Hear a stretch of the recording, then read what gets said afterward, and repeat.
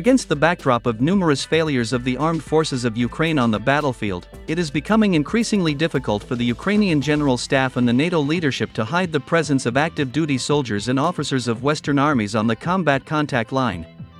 The acute shortage of manpower in the ranks of the armed forces of Ukraine is forcing Western leaders to send more and more active duty military personnel of NATO armies to Ukraine.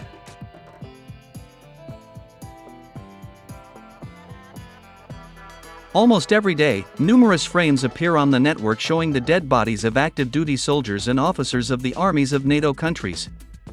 Even Western military experts and analysts, who closely monitor what is happening on the battlefield, have noticed that the so-called foreign mercenaries, among whom there are a huge number of active duty soldiers and officers of the armies of NATO countries, have become increasingly taking part in direct combat clashes with Russian troops.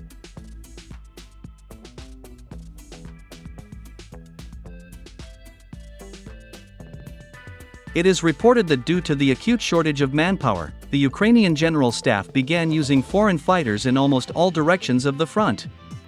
In particular, the Western fighters are not only operators of Ukrainian FPV drones, but also regularly engage in shooting battles against Russian troops as part of the so-called Ukrainian sabotage and reconnaissance groups. Russian soldiers publish videos almost every day, showing the dead bodies of soldiers and officers from almost all Western countries. According to the Russian military, in the last 10 days alone, Russian troops have managed to destroy about 50 active duty soldiers and officers of the armies of NATO countries, in Chasiv Yar and Donetsk directions of the front. They were mostly Americans, French, Poles, Canadians, and also German citizens from the so-called French Foreign Legion.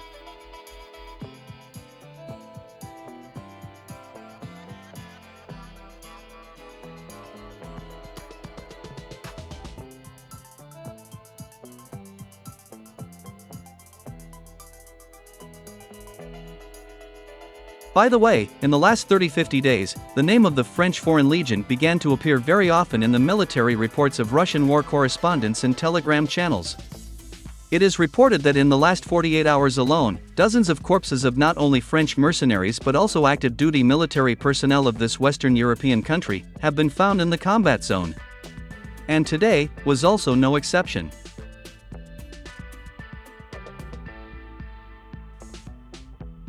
So, the Russian paratroopers showed a photo of the destroyed French officer. As it turned out, he was an officer of the French Army's 2nd Foreign Parachute Regiment of the 11th Airborne Brigade of the Foreign Legion. It is reported that this French officer, along with other foreign military personnel, was killed in the Donetsk direction of the front, southwest of the village of Netailovo.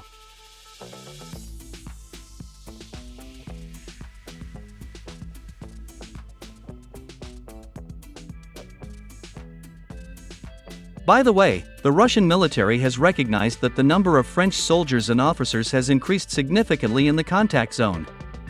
According to them, during the radio interception, they often began to hear not only English, but also French speech.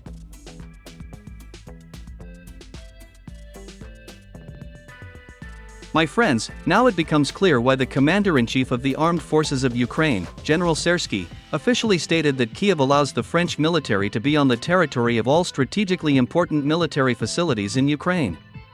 The fact is that French President Emmanuel Macron, by his actions, finally plunged Paris into the current conflict in Ukraine. French citizens and relatives of French soldiers and officers began to ask more and more questions about the fate of their loved ones. Against this backdrop, it is becoming increasingly difficult for the French authorities to hide the truth from French citizens.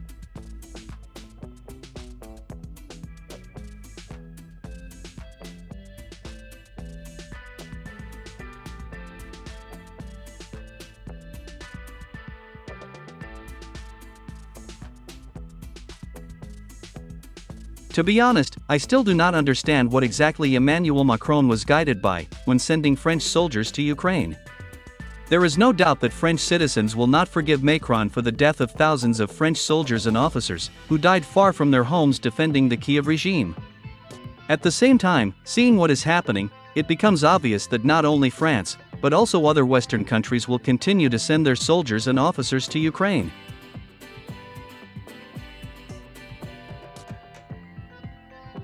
The fact is that in 2 years of fighting, the Ukrainian army was almost completely destroyed.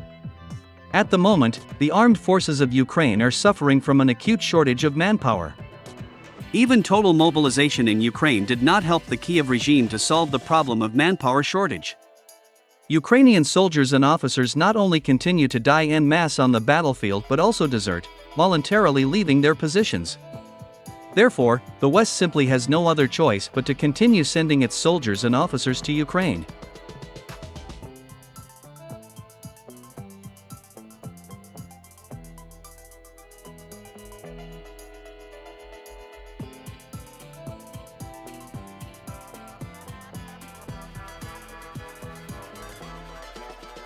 Meanwhile, on the night of May 30th, Russia launched another massive missile strike on the territory of Ukraine.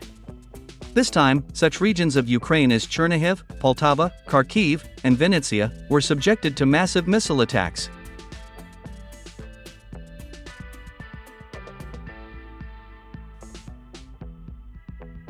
So, in the Chernihiv region, Russian Kh-101 cruise missiles hit and destroyed the base of one of the territorial defense brigades of the armed forces of Ukraine. Sources in the Russian military department confirmed that dozens of newly mobilized Ukrainian soldiers were killed as a result of this missile attack.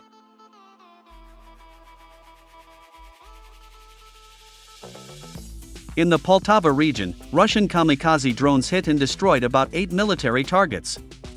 It is reported that these were warehouses with Western weapons, as well as workshops for damaged military equipment repair.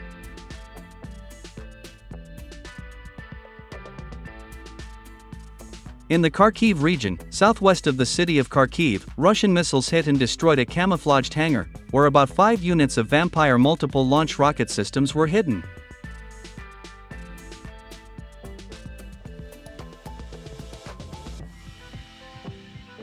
In the Vinnytsia region, in the western part of the city of Vinnytsia, Russian ballistic missiles destroyed the command post of the armed forces of Ukraine.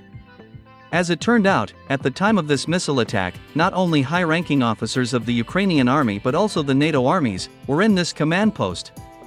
According to preliminary data, this missile attack led to the death of 15 high-ranking officers, 5 of whom were representatives of the North Atlantic Alliance.